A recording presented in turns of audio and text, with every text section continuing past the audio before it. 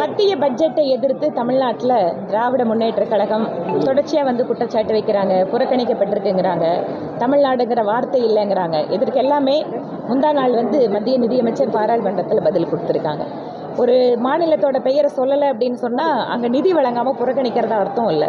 இதற்கு முன்பாக திமுக கூட்டணியில் இருந்த போது கூட எத்தனை முறை பட்ஜெட் போட்டார்கள், எத்தனை முறை மாநிலத்தோட பேரை சொன்னாங்க. ஏன் சட்டமன்றத்திலே இங்கு நிதியமைச்சர் பட்ஜெட் கொடுக்கும்போது எல்லா மாவட்டத்தோட பேரை சொல்கிறாரா? மாவட்டத்தோட பேரை சொல்லனா அந்த மாவட்டத்துக்கு நிதி போகாதா? இதெல்லாம் ஒரு குழந்தைத்தனமான பேச்சு. ஒரு அரசாங்கத்தை நடத்தக்கூடியவர்கள் ஒரு இடத்தோட பேரை, ஒரு மாநிலத்தோட பேரை சொல்லலைன்னா அந்த திட்டம் அங்கே செயல்படுத்த முடியாமல் போயிருமா? விவசாயிகளுக்கு 6000 ரூபாய் வருஷத்துக்கு கொடுக்குறாருன்னா தமிழ்நாட்டு விவசாயிகளுக்கு சேர்த்து தான் கொடுக்குறாரு. சிறு குறு தொழில் நிறுவனங்களுக்கு கடன் உதவி பண்ணுறாங்கன்னா தமிழ்நாட்டில் இருக்கிற நிறுவனத்துக்கு சேர்த்து தான் பண்ணுறாங்க. 20 லட்சம் ரூபாய் இன்றைய முத்ரா கடன் உதவி திட்டம் உயர்த்தப்பட்டிருக்க கடன் வரமுன்னா அது தமிழ்நாட்டை சேர்ந்தவங்களுக்குள்ள சேர்த்து தான். இங்கே அடிப்படை கட்டமைப்பு வசதிகள், ரயில்வே திட்ட பணிகள் எந்த மாநிலத்தில் இல்லாத அளவுக்கு அதிகமான ரயில் நிலையங்கள் அமிர்த் திட்டத்தில் தமிழ்நாட்டில் தான் செயல்படுத்தப்படுகிறது. சாகர்மாலா திட்டத்தில் ஆயிரக்கணக்கான கோடி ரூபாய் தமிழ்நாட்டுக்கு கொடுக்கப்பட்டிருக்கு. இதையெல்லாம் மறைத்துவிட்டு திமுக அரசு என்ன எதிர்பார்க்குது? எந்த பணமாக இருந்தாலும் பணமாக அவங்க கையில் கொடுக்கணும்னு எதிர்பார்க்குறாங்க.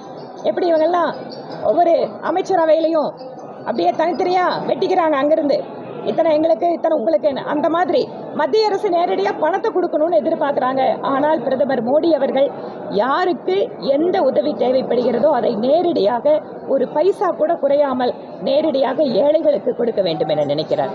அதுதான் இவங்களுக்கு வைத்தறிச்சல் தாங்க முடியல. எங்ககிட்ட கொடுத்துட்டா நாங்கள் அதில் எவ்வளோ பண்ண முடியுமோ பண்ணிட்டு மீதி ஏதோ கொஞ்சம் கொடுப்போம். ஆனால் பிரதமர் நேரடியாக கொடுத்துட்றாரு அப்படிங்கிற வைத்தறிச்சல் தான் இன்னைக்கு இந்த விமர்சனத்துக்கு காரணம்.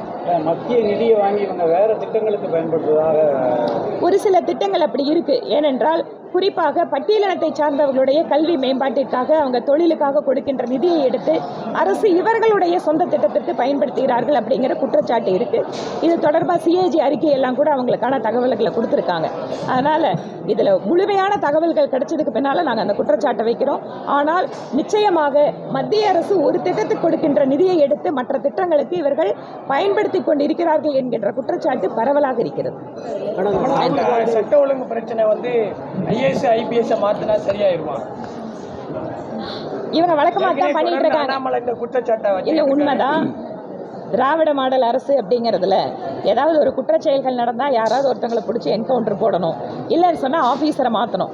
அதுக்காக மக்களுக்கு நாங்கள் எல்லாம் சரி பண்ணிட்டோன்னு காட்டுறாங்க. ஆனால் ஒவ்வொரு நாளும் தமிழகத்தினுடைய சட்டம் ஒழுங்கு என்பது சீரழிந்து கொண்டிருக்கிறது. எப்பவுமே திமுக ஆட்சிக்கு வந்தால் ரவுடிகள் அரசு அப்படிங்கிறதா மக்கள் சொல்லுவாங்க. இப்போது மீண்டும் ஒரு முறை திமுக அதை நிரூபித்துக் கொண்டிருக்கிறது.